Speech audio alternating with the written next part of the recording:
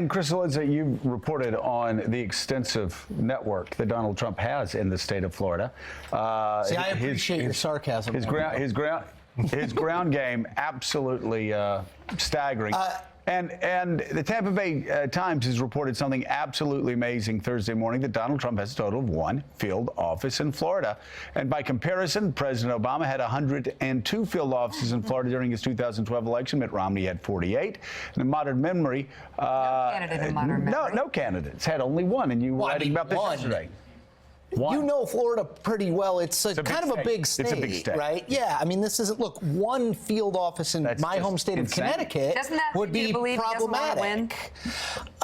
So what you always, the pushback you always get on Trump stuff, whether it's organizational or otherwise, is, well, he won the primary, which is true, and he did it in a way that was decidedly unconventional. The point I always make is he got 13.3 million votes, as he often reminds you, if you ever listen to him speak. He got 13.3 million votes in the primary, more than any other Republican candidate ever. He deserves credit for that. Mitt Romney got 60 million votes in 2012 while losing.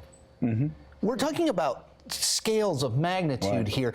You need, if you are Donald Trump, you have to find every person who is marginally for you. You have to find, in your old district, Joe, you got to find every Republican in that district, and there were a lot of them, and you got to turn them all out. And they won't all, they just won't all show up at the polls. Some of his hardcore support will, but you have to touch these people. That's what we know in general elections. But you not only have to turn out all the Republicans. Yeah, you got to find. You got to pull out Democrats. In my old district, that's right. I woke up the day after the election and found out that 60% of the people that voted in the election were Democrats. You got to win with Democrats. You got to win with independents. And he's not even winning with Republicans. And the thinking, at least initially, has been that the state parties will take care of that. And that's not how this works. The state parties are looking for the presidential campaign to come in and put the infrastructure in place. They then fill it in with the bodies, because that's their network. Their network isn't buildings and pencils. Their network is, here's a volunteer now who can come into the field office that you've set up and that you're running and managing.